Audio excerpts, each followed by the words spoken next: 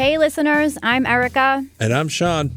We are co-owners of Code 1 Barbecue in Wilmington, Massachusetts, and we're here at WCTV on location recording Through Fire and Oak, a podcast about what it's like to run a small business, manage a family, and get through life every day. I like that one. Hey everybody, welcome back. This is episode 2 of our brand new podcast. We should try that again. Okay, we can All right. Let me start again. Hey, everybody, welcome back. This is episode 2 of Through Fire and Oak, our new podcast. In this episode, we are titling it Living the Dream, One Failure at a Time. Thank you for listening and all your support throughout this barbecue journey and entrepreneurial journey. This episode is produced by WCTV. Hi, how are you? I'm good. How are you? Good. It's good to see you today. Yeah, it's good to see you too. We haven't been together all day. No. So in the last episode, we talked a lot about brisket. Great. Here comes the countdown. And on this episode, we're going to talk about pork. No. We're not talking about any Pulled barbecue. pork ribs. There can be no barbecue mention of any topic. Just kidding. What are we going to talk about in this episode, Sean? Well, a lot of different things. Like unlearning the hustle, right? Yeah. Some of our morning routines, some of our daily dealings of not just a restaurant, but kind of home life, right? Mm-hmm. How we are living the dream, one bad dream at a time. One big dream at a time. Speaking of dreams. So this morning, this is a thing, and if you've ever worked in the restaurant industry or any kind of stressful job, you probably have experienced this, where you have really bad dreams, like that you can't get things done or you can't meet deadlines or something like that. So today's dream this morning was me sitting in the restaurant, and for some reason, the front of our restaurant had a town hall office kind of vibe with like old school telephone, that you pick up and, push the buttons on, and somebody was trying to order and the kitchen was a mess and everybody was standing around staring at me and I couldn't hear them. And I kept saying, "Can you hear me, Ann? Can you hear me? If you can hear me, come pick up your order." First and then of all, my who's alarm went Ann? off. I have no idea. Okay. Well, Ann's a new customer. Ann, if you're out there, please pick up the phone. Obviously, I'm experiencing some stress about not making it to the phone in time every time it rings. That's so weird. So I wake up like that. Have you had any bad dreams lately? Like every night. It's one thing. Can't get to work in time. I overcook everything, or nothing comes out. Especially the pork. Especially the pork. It's like I said. It's just you never know. You're waking up early. You're waking up late. Not there in time. So on and so forth. They're all bad dreams. So that's one of the things we are going to talk about today is how we deal with our schedule and our routine. And, for me, I have a very strict schedule. I'm not cooking overnight the way you are. So I have a specific morning routine. And which is not getting hit in the face by a wiffle ball. Okay. So before we go on, I just like to say that I've not played wiffle ball in probably 24 years. Okay, so right? You played wiffle ball in our backyard like you were playing in the playoffs, and it was like the game of your life. Hold on a second, Pedro Martinez. The first thing you said to me, to everybody in the backyard, I'm going to strike you out. I'm going to strike you out. So, of course, I put on my best Wade Boggs performance, and you throw a perfect lob pitch at me. And let's preference this. We were playing with a kid's wiffle ball bat. A plastic bat. Plastic bat with a big drum bat. And I hit the ball so hard that it hits you in the face. Square in the face. But let's also preference that you were only like 3 feet away from me. Yeah. Like you wouldn't back up. We were a little close. Glasses came falling off. I was pretty sure my nose was broken. I was going to have a big, fat, black eye. That us and the 2 kids were both like, what What panicking, happened? freaking out. It was the I biggest. covering my It was the face. best Marsha Brady experience I've ever seen when she gets hit in the face with a football. It's like, oh, this hurts. It was pretty bad. I'm pretty sure I'm going to have bruising all down the side of my face. I thought my God, I nose was felt horrible. broken. So from there, So don't stand so close when you're playing wiffle yeah, ball. you're, Also, you're like, at least 90 feet. But then we go to start our day because I was early in the morning, right? yeah. So I woke up from having a bad dream about not being able to answer the phone and Ann not being able to hear me or me not being able to hear Ann. Ann never answers the phone. Yeah. Sorry, Ann. And then I get up, I make breakfast for the kids. Now today's Monday, so on a Monday for us, we're not actually open. So you typically are able to get up with us. And you got up and you started doing whatever errands or things that you needed to do. Yep. And then we went outside and you went into the restaurant to go I did.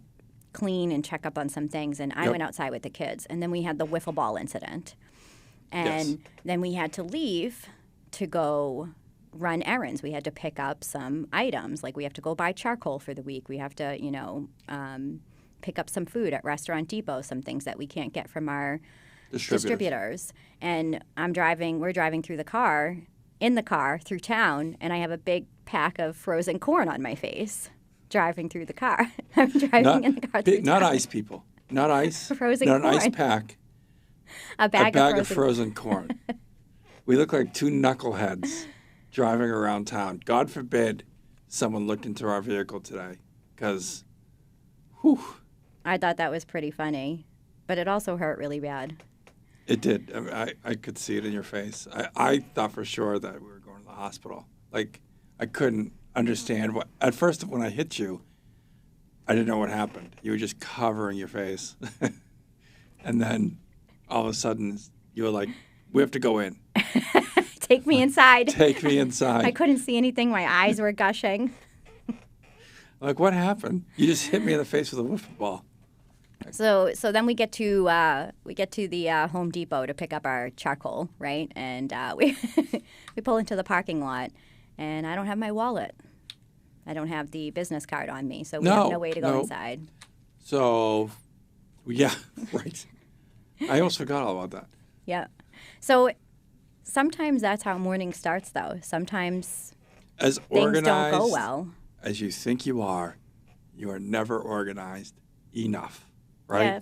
The small things throw the big plan off. Like, okay, we're going to go do X, Y, and Z, and oh my God, we don't have any way to pay for anything because it's all at the house. Oh my God! Do you remember that time where did you call me from? I think you were at Restaurant Depot. Restaurant Depot. I was the 80th customer in a line of 81 people.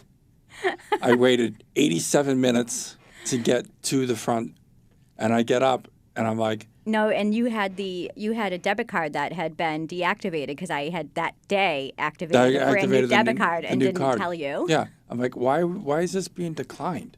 I'm like, decline. I'm like, I don't even have my own personal debit card right now. I'm like, I can't buy anything. And we had like a half a cart. I'm like, I can't pay for this. So I immediately called. Bye, everybody. I immediately called. I'm like, hey, the card's not working. You're like, oh, yeah, because I totally forgot. I totally forgot that I put the other one on, and that one's no good. So sometimes you got to go with the flow. And go home. And go. Go with the flow as in go home. Because you can't. Sorry, you're not getting food today. The flow is going in the opposite direction. Actually, I think that was at BJ's and not Restaurant Depot. No, it's Restaurant Depot. I remember because I had flour on the cart. Everybody was being screamed at, make sure you get the flour. And the place is a madhouse. There's 9,000 people in line, and I was 8,999 in the line. And I'm sorry, today you're not getting anything.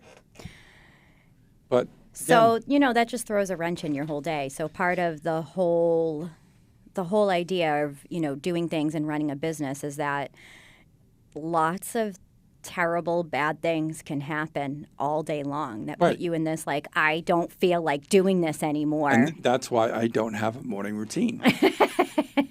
You have. And that's why I have a specific morning routine. So you wake up in the morning, what is your routine? So I take a page out of the Mel Robbins cookbook, if you will call it. Yeah. And I decided a long time ago that I was never going to hit the snooze button again, and I was going to wake up before everybody else. And I do. My alarm goes off at 6 a.m., and I get right out of bed, and I do not hit the snooze button, and I wake up, I have a glass of water, and then I exercise.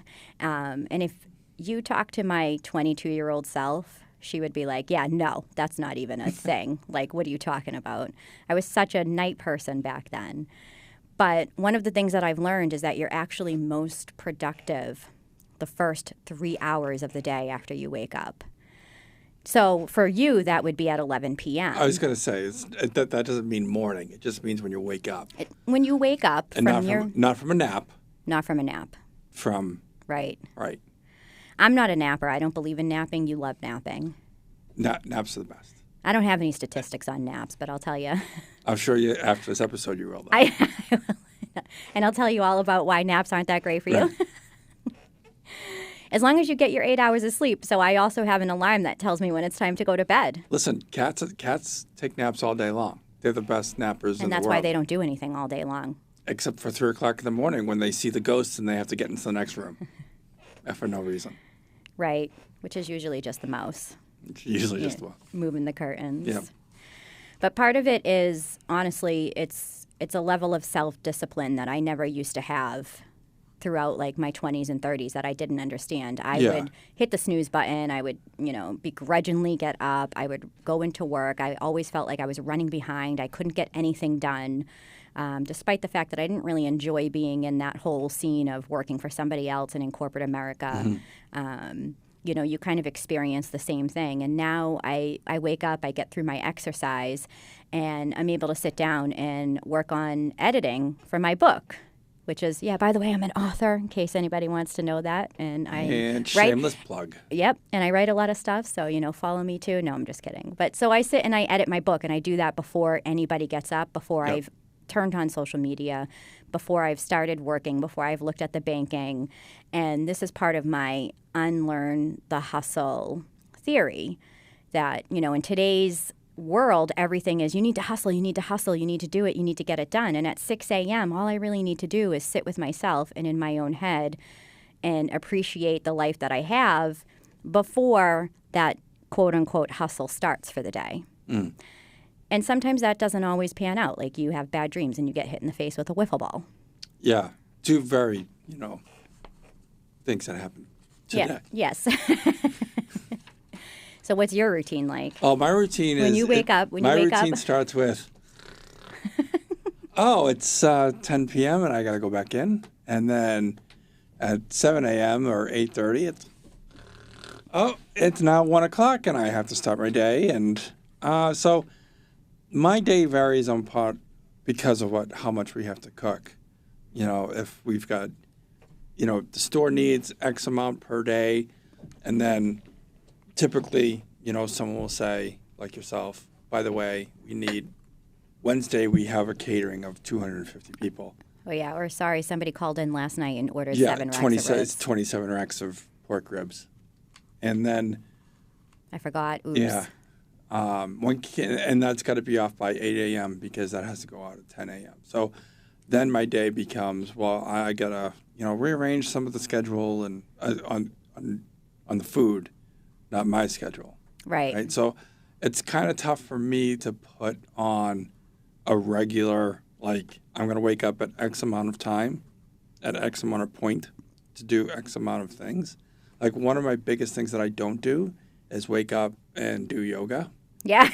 We experienced that one yesterday. And I don't wake up to, edit my book because I could barely write my ABCs as we speak. And if anybody ever notices that I go in and edit Sean's social media posts after he makes them. Yeah, exactly. By the way. That's something I'm not doing. If you could write a book with just maybe I'll do an audio book where I'll write my book and then read it out someday. Yeah, that's a normal thing that people do. Yeah, I couldn't. I listen to audiobooks all the time, especially where my eyesight's going. I don't know what the book will be about, but maybe. We plan on writing a cookbook. We do have a cookbook. How awesome would it be to have an Audible cookbook? Yeah. Now put the brisket inside. You said brisket again. Oh, boy. Maria's going to kill me. So that's one of the things that I get most concerned about with you in this business. When we first started the whole barbecue thing, and you said, this is what I want to do. And I was like, really? Are you sure you're going to be up all night long? Like, you're never going to get to sleep. And you were like, no, this is what I want to do. And we're in the early stages of the business. So and by early stages, we've been in business for about 3 years, but the restaurant has only been open 15 months. We're just going through all of the difficulties and the kinks of really figuring out how to run this. Even though we have experience in business, and I was in the restaurant industry for many years, you weren't. It's still a brand new area for us, and I worry that you're not getting enough sleep because you need sleep. Sleep is like, people say, oh, you could sleep when you're dead, but no, really, you can't. Like, if you don't sleep, you'll die. Well, that's it, yeah. Yeah, so. And then as I age, too, I've realized that, like, if there's anyone in the world that's a professional napper, it's me. That's you. Right? And I've always been like you that. could fall asleep on demand. Yes, exactly. On a hot rock in a phone booth. Yep. Standing up. Mm-hmm. And that comes from the military side, right? Like, you'd work 14, 15 hours working on jets because they have to fly the next day, right? And they have to keep what they call an FMC rate up, fully mission capable. So you had 24 jets. You had to keep 18 ready at all time. So if a pilot wrecks one or forgets to put down Code 3. Forgets to put down the landing gear as he's landing or hits a bird or a tree or whatever it is, he breaks. The poor bird. Yeah. And comes back broken. Well, you gotta fix it. And you got to find it's like being a doctor on a shift or a firefighter. You kind of got to sleep in between the emergency alarms. While they're flying, or if you work the swing shifts like I did, and you kind of learn to sleep, right? And if you are a napper out there and you want a good tip, like especially for our people who are in the service industry, like HVAC guys, plumbers. And you're doing service, and you're in between, and you're about to take a nap. You used to get calls all the time. Right. You pull your truck over into like a fast food place, get something to eat, you need a 20-minute nap, unlace your shoes. I don't even understand how that is my pro tip. Take your shoes off or unlace them. Get that blood flowing away from your feet. Get it going. And I'm telling you, it's a snooze fest. Takes me like 25 minutes just to even try to fall asleep. Nope. And then I lucid dream the whole time. I'm like a Muppet. Like, I could be talking, and there's just like a Muppet. If you take your hand out the Muppet's butt, and it's a dead sock. That's what I am. Like, I could just fall asleep. Like, if you're not careful, you don't talk to me in the next 3 minutes, I could sleep. You could fall asleep right here. Yep. It'll just be you and Maria. All right. So back to the podcast. So this episode is all about what it's like for us to actually live our dream. And I've written about this extensively in the past. Like I said, I'm an author. In the past, I've shared articles, I've published things, I've written under other people's names about what it's like to live the dream and how to live it. And, one of the things that I say about this is that, it's a fallacy to think you can do all of the things all of the time. And it's also a fallacy to believe you can be the overnight success. We're just not going to wake up tomorrow and have millions of followers and millions of dollars and, your life set for you and not have to worry about anything. No. And especially in the restaurant industry, people think, oh, you own a restaurant, you must have money. Yeah. It's I have negative money. Yeah. Don't look at our bank account. The bank calls me every day to remind me I have negative money, right? It's such a grind, right? And it's you have to work hard. Day, even though it's the same thing, it's also very different, right? It's, people don't realize that a restaurant could be so fulfilling in one way, and it's so absolutely draining to your body, to your mindset. It's very physically demanding. It's a highly underappreciated job. Very. So that's one of the things that we try to do while we're working is appreciate the people who The work with people. us, the people who come in and see And us. because, I mean, even though we're the face of the restaurant, right? Yeah, we're not. We have people that work for us that are straight up comedians, Yeah, right? Who are extremely funny, they promote us like left like and it's their. right. They take like, such pride of ownership in a business that they just they work could at, just work they, at, which and they don't have to, right? Yeah. But we try to treat everybody the exact same way. Like you work in, you go into a high-end restaurant, you go into the back of the kitchen, and it's like a medieval fight. Like people are jousting.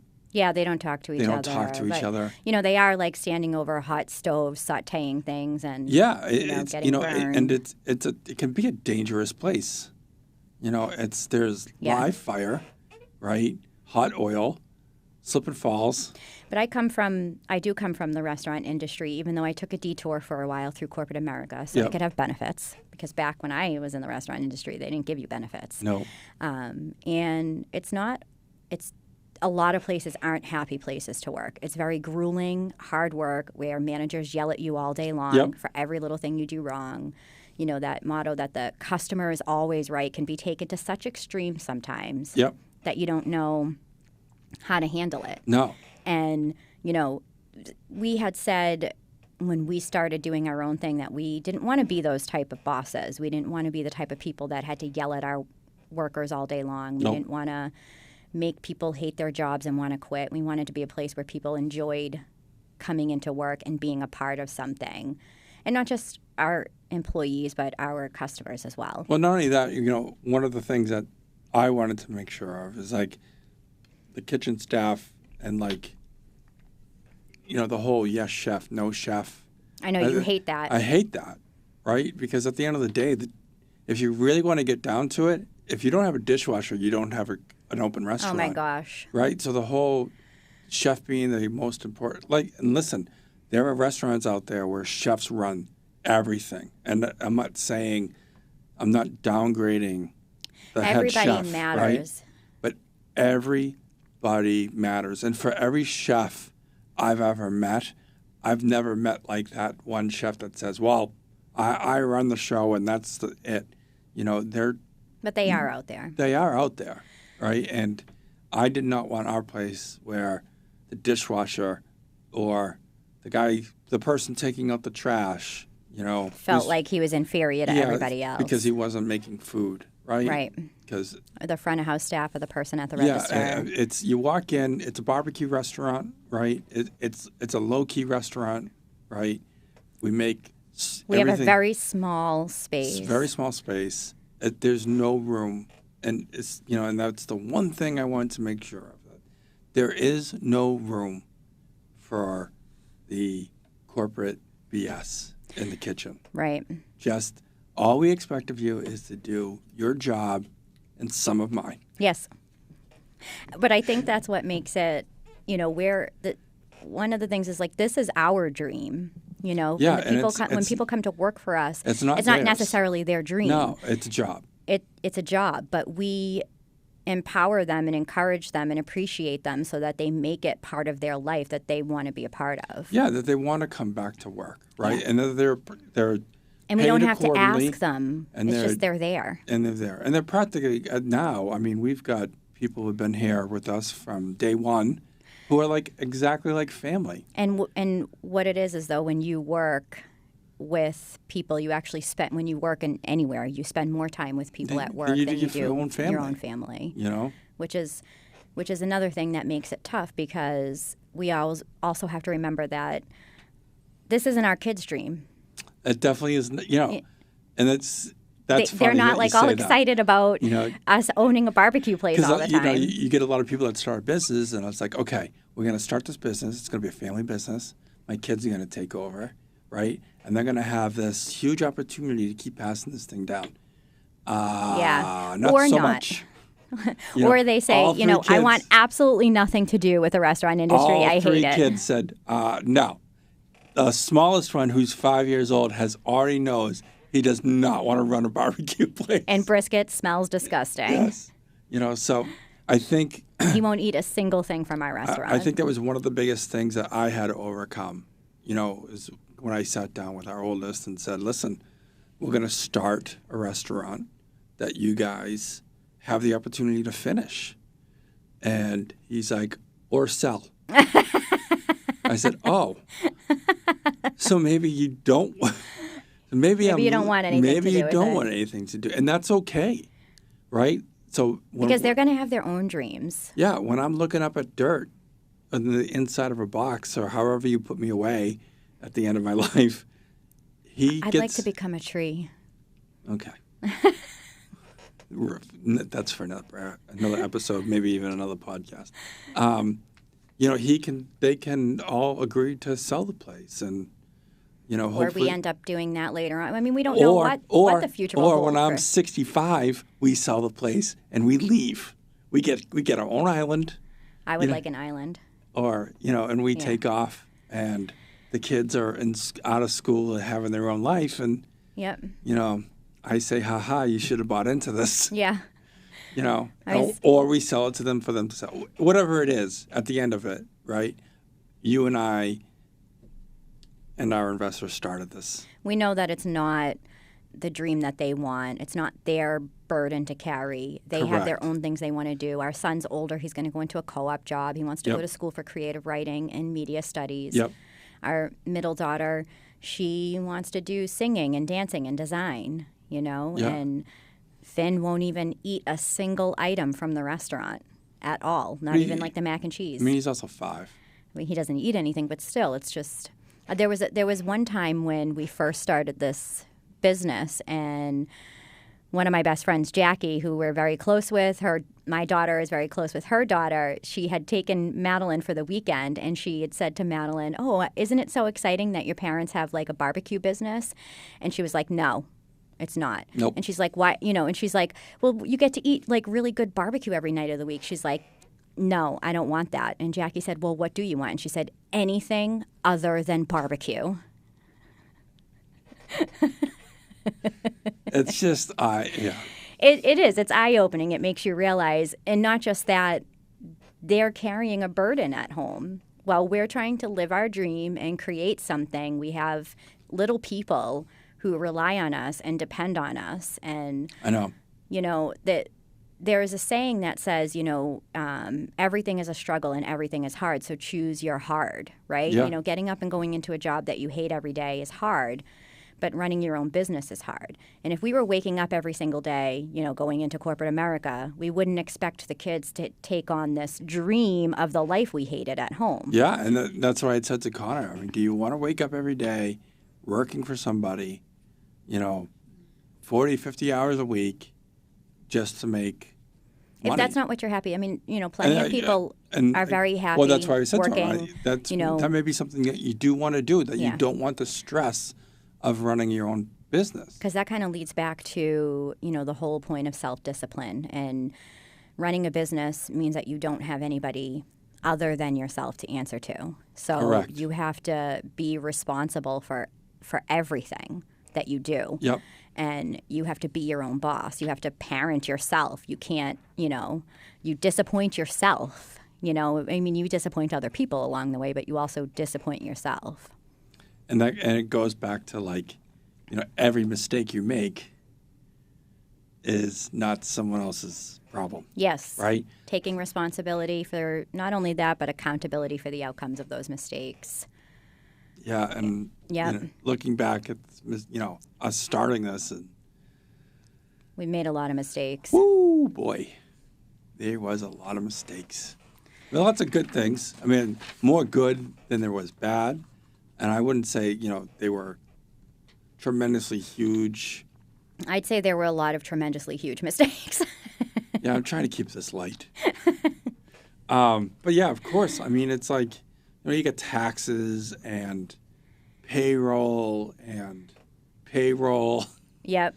And food costs that seem to be escalating every week.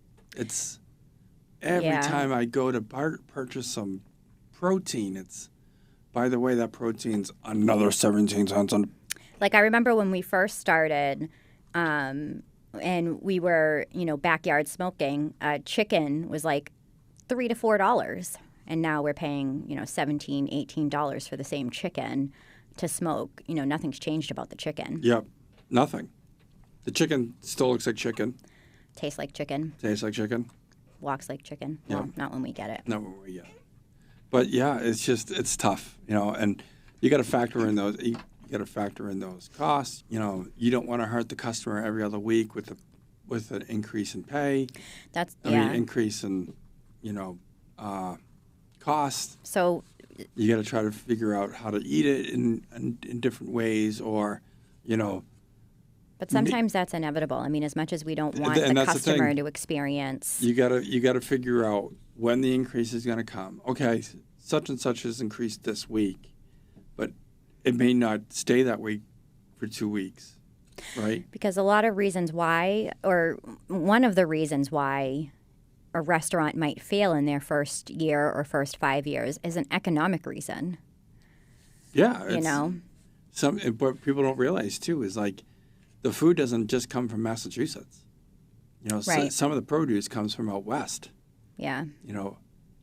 Some of my protein, especially briskets, come from Midwest. Yeah. Right? And those have to get trucked in. Now, the cows aren't walking to Massachusetts and then getting slaughtered. That would be cool, though. Okay, well, this is. This is not the Oregon Okay, slaughtering Trail. cows isn't cool, but if we're going to eat meat, we might as well eat. They might as well go for a long walk. Thank them for their lives, and so. Whew. Actually, cows do like to walk, They do. But they got to get that beef has got to get trucked in, and that costs money, right? So Right. if the trucking industry is having a hard time, for whatever reason it is. Well, everything from the gas that they have to use to the products that we need to serve it in, that's a price factor. And when we first started doing this, one of the biggest mistakes we made was not researching costs and understanding how to utilize everything that we could, to keep costs low. Yeah. And we got a little out of control with that. Yeah. We didn't know how much it would really take to fund a restaurant, which, by the way, if you're thinking of starting a little restaurant, I had initially thought in the beginning we needed about $150,000, but you really need like between $350,000 and $400,000 just to open and build a restaurant for the first year. Yeah. And that's for a small space. I was just going to say that's for a small space, but you also have to remember that because we do barbecue. A good, like a pizza, if you have a pizza shop, you can kind of keep your costs a lot lower because you're just using flour and, and sauce and chicken and, you're frying a lot of stuff, right? So you could be, unless you're breading your own chicken and stuff, which some people do. But even if, it's we're high protein. It's all high-end protein. And we have high costs from that protein. Right. Which makes our costs, whereas a typical restaurant might see, a 30-40% cost of goods, ours is closer to 60, which is at some points, 50 to 60. And you also got to remember the labor that goes into our protein. I'm cooking this stuff 12 to 14 hours a night. Chicken. And then I'm standing in front of a board 12 to 14 hours a day cutting it for customers. So. It's a long. It's a long process. It's a long process, and there's a lot of labor. And one of the things that makes that also a little difficult is, as I am on the business side of things, I have so many business things I need to do that while I'm sitting in the restaurant running it all day, I'm not doing. And one of the biggest mistakes we made when we started this business was not hiring a bookkeeper right away. Yeah, and not wanting to give up any control. Any control. There's that founder's dilemma, right? Yep. That we just learned about that. Yeah, or Taj Mahal syndrome. Or whatever you call it. Yep. It's like, you want to be the face of the company. You want to be doing this. You want to make all the decisions. You want to make sure you're tracking all the money, and then you realize that there's just no possible way to do all of it by yourself, and actually walk away with some kind of mental health that's healthy. It completely leads to a complete burnout. Huge. There was points where my employees were looking at me, and and I say me because you work a lot of overnight. So when you're coming in, they're seeing you, early exhausted. exhausted, but earlier in your shift, Whereas when they're with me, they're seeing me at the end of a day where I can barely stand. Yep. And, and then I'm like, okay, now I have to go run payroll and I have to go to the bank and I have to do all this social media because you have to promote the business. And my employees are like, I'm worried about you. Yeah, you need to go home. Yeah, why are you still here? And it's not because they can't help and deal with the restaurant, is we wouldn't let it. We wanted to. We had to make sure. Well, that's where that quote of perfectionism comes in, and trying to be, making sure that everything's perfect and thinking that, that's the way it has to be. Yeah, when really it was a detriment to us to not let people do their job. Right. Right. And I thought for sure that would never happen, but it's to the point where, listen, we have to give some of the reins up and trust the people that we hired because, restaurant industry has a high turnover. We've been open now for 16 months, and we still have the same people, just about. And we've hired some new people who are very capable of doing what we've asked them to do.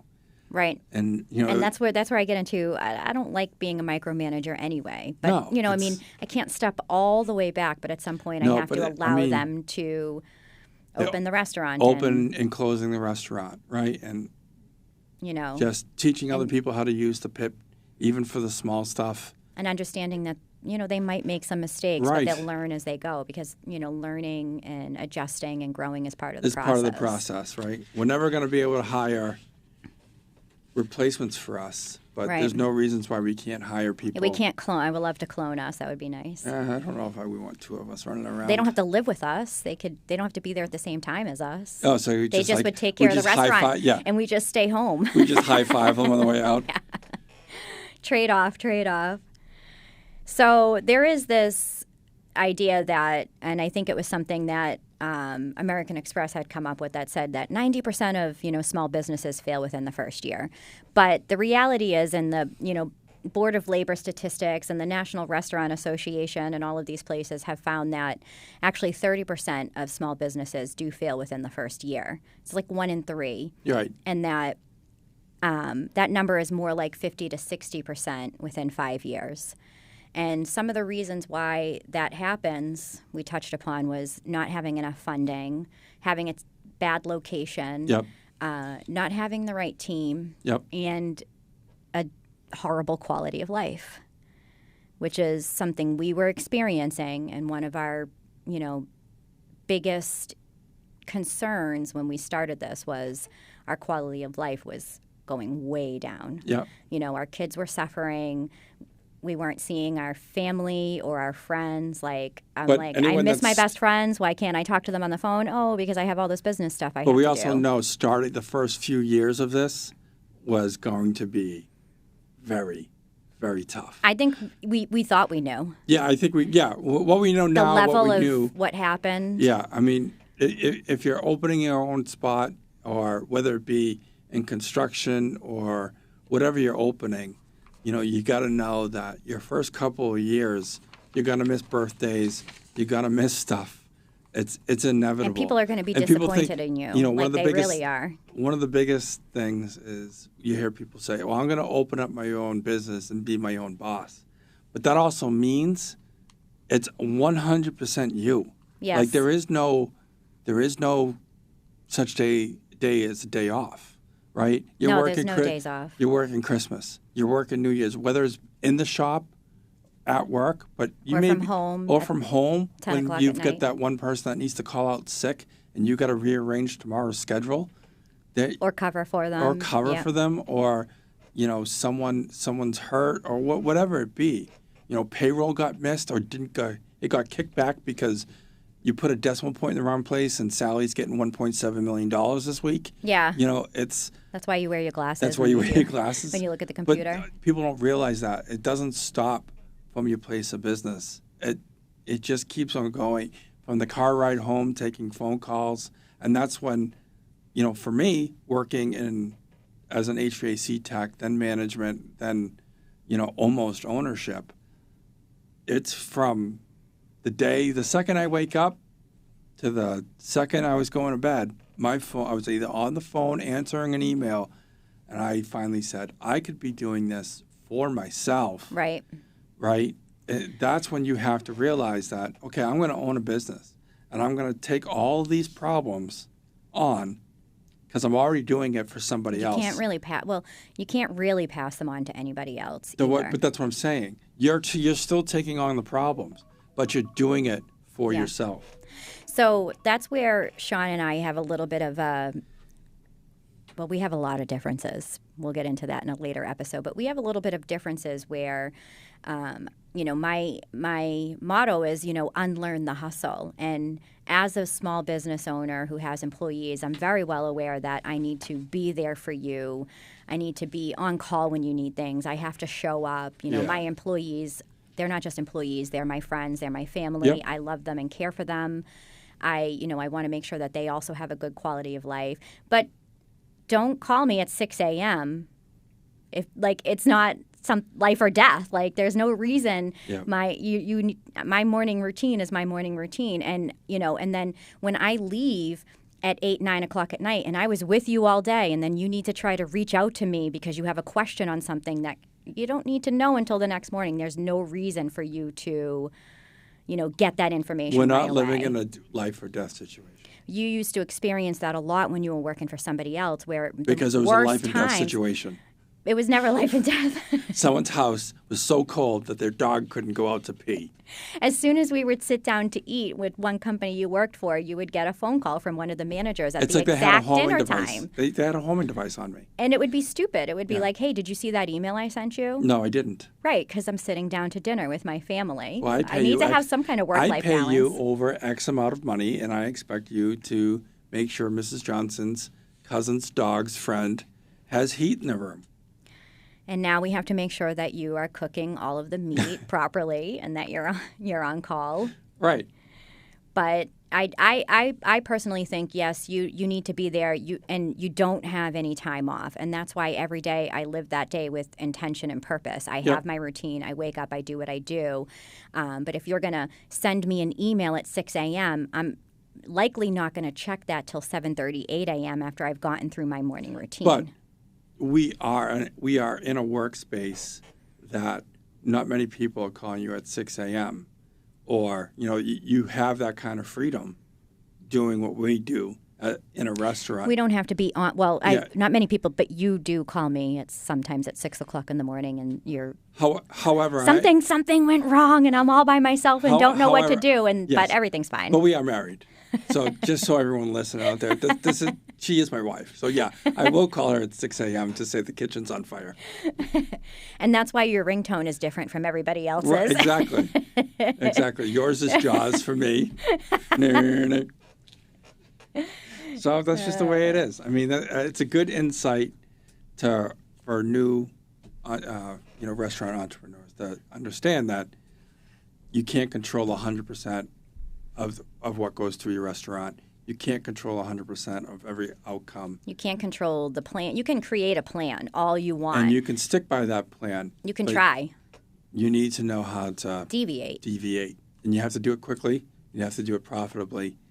But I will say, and you still need to try to contain. It is one of the best things you can do.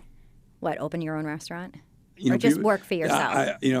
We have good friends that have restaurants right here in town. We do. And we have friends that have other business there. They work for themselves in their own businesses. And they all say the same thing. We know a lot of entrepreneurs. Restaurants are not easy to, especially this day and age with everyone that has a cell phone in their hands, right? And the economy's not doing so great. And the economy's not great, right? Everyone is a critic, a food critic, now that they can make a post on Google. Yes. Right? Your eggs are boiled wrong. Or your food sucks. It's horrible. I hated it. The atmosphere is terrible. Yeah. Right. We even got a bad review because our drinks were terrible. I'm like, by the way, we sell Pepsi products. Yeah, go tell Pepsi that Dr. Pepper's not good. I don't know what to tell you. I can't help you there. Sorry, we have the wrong flavors of Gatorade. And that's the other thing, too, is like not taking every critic's bad review to like absolute heart. Like that's where the perfectionism thing comes in. We can't be perfect. We got a bad review, and the person didn't even eat the food. Yes, they had just said that they'd walked in, and it looked like we weren't busy because we do have a small space with only 3 tables, so Yeah. most of our food Is is takeout. takeout. So it can look like we're not busy if nobody's in there. But there's 400 tickets in the window. We're all always, busy, and there's always something we're doing. And that, and we had sold out of chicken, and she had walked out very upset and wrote a big bad review 'cause about us. I can't cook 270 chickens right now, right? It's just, and that's for a different episode. Yeah, we're going to get into that in another episode. But it can be very disheartening to read some of that stuff. But if you're good at what you do and you keep your mind on the product that you want to put out, you'll get good reviews, and they'll outweigh the bad reviews. And you take the bad reviews for what they are, and you try to fix them. If they're actually a bad good review, meaning it's something you could take action. It's positive feedback. It's positive critiquing. It's, unless the the mac and cheese sauce was really thin. And it's like, oh crap, we didn't make it right. Not that, hey, the dinnerware didn't match the fork. Yes, or yes. Yeah. They have paper plates. Oh my gosh. Yeah. And it's not, glass. Right. In a tiny little place. Right. So, I mean, that's sort of where. How do we create success from all of these mistakes and everything that we've learned along the way? And we have good quality food, and that's number one. And we're authentic. Like we're not going to fake it. We're not going to blow smoke up your butt. No pun intended. No pun intended. We look back through the lens of failure and we say, like, what have we done wrong, and what can we do better going forward, and how can we make these mistakes? I mean, there's been, quite a few moments where I've, that need for perfectionism, which, when you eventually you end up failing because nobody's perfect and nothing is perfect, that doesn't exist, causes such shame in yourself that you don't know how to react to that. And, you're trying to create a world and live your dream, and you're trying to be perfect, and you fail at that, and then you feel horrible, and you still have to wake up the next day and see people and go to work and put a smile on your face and try to pretend it never happened. Pretend it never happened. Try to find a bit of positivity in the moment, and you can do that by learning from what you've done wrong. Yeah. By listening to other people. Finding a mentor is really helpful. Somebody you can actually talk to about things. And I'm telling you right now, if we didn't, I'm not going to drop names, but there's a certain pizza shop in town that, a veteran restaurateur. Who has helped us. Oh, so tremendously. Beyond tremendously, right? Even if it's with advice or needing ketchup packets at the last minute. And I'm just going to, I'm going to say the name. Dave Erickson from AJ's Kitchen. Has been, I can call him up and be like, Dave, I just got yelled at because there was only 2 napkins in my holder. I don't know what's going on here. And he, listen, man, you can't be everywhere. You can't do everything. He comes in to eat. He's seen it all. He's seen it all. He's done it all.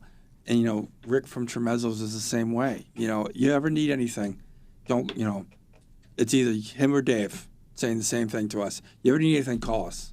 Yep. You having a bad day, call us. Yep. Right? And that is something you don't get in the restaurant business. I'm like, how do I price out these Pepsi products? Call us. Here's your price. Yeah. $2 What do you charge? 2 cents over mine. That way they buy mine. But, it's just, you don't get that a lot, right? And it doesn't feel like you're in a competing space either, right? Right. We want, part of who we are as a restaurant, we want it to be different from everybody else, but we also want the community we want people to go to AJ's. We want people to go to Tremezzo's. Right.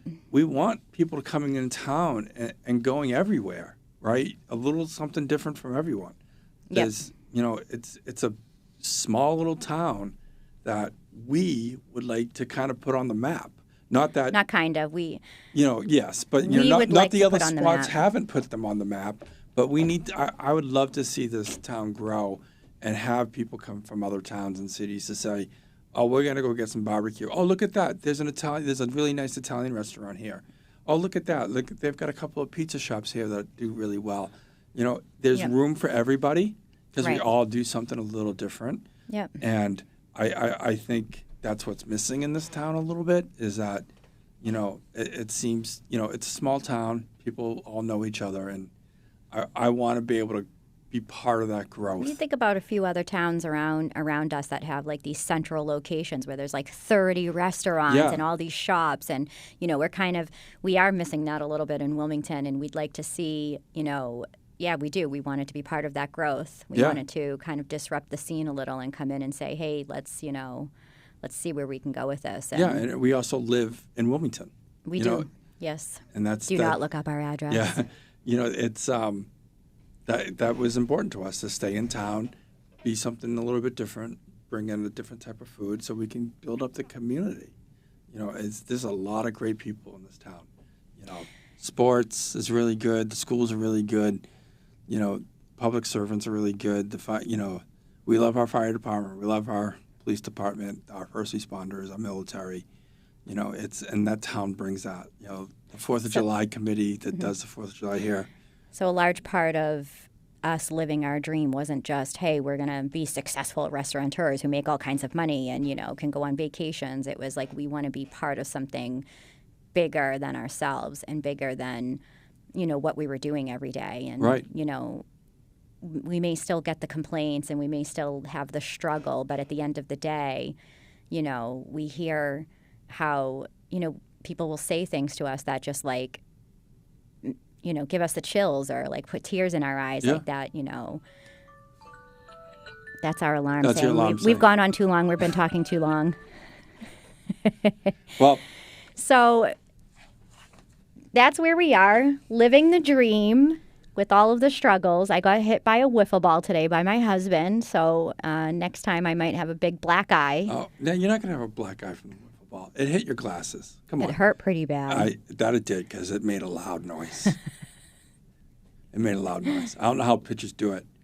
That was a pretty good pitch, though. We were trying to teach Madeline that, you know, when you hit the ball, it wasn't called a strike because you kept hitting grounders, and she kept going, strike one. I was getting mad. I was hitting the ball. I wasn't striking out. I wasn't striking or fouling. She was not a good umpire. No, she's like, strike. I said, nope. That is easily First base. First base. And then she's like, foul. I'm like, no, try it again because that was a home run. I could have touched all 4. And then Finn is swinging another bat. It was hysterical. It was funny until you got hit. The Marsha Brady football in the face. Yep. Oh, boy, right Yep. before prom. Yeah, good thing I don't have to go to prom. I just Life have to is- open the restaurant. Life is tough. All right, guys. This was episode 2. We talked all about what it was like to actually live the dream. And it's not what you would think It is not Disney World. It is not Disney World. It's not Universal Studios. There is no fireworks at the end of the day or princess There is dancing. nobody high-fiving you but yourself Yep. at all. So, but it's still worth it. 1,000,000%. If you're thinking about doing it, Do it. come by 211 Main Street in Wilmington, Code 1 Barbecue. We'll talk to you all about it. I will sit down with you to the end of the earth. And Your dreams are worth living. they are. Go get them. Move everyone out of your way. Don't listen to anyone unless you're married to them. Yes, please listen to your spouses and And partners. then figure out how to get it done and go get it done. Because there's only one life. You only live it once. And life is short. And life is short. Your family will always be there, whether they... The people who love you will support you and be there for you no matter what. And we're going to talk about that in a different episode. Yeah, we are. And how that all portrays into what you're doing and what you're not doing. But thank you, everyone, for listening. Thank you. Go have a wonderful day and go live your dreams. And tune into episode 3 where we blow another episode. Yeah. Thank you, everybody. Bye. Okay, Erica, we're going to wrap this up. Okay. Thank you for listening. This was Through Fire and Oak. We're going to see you guys in the next episode.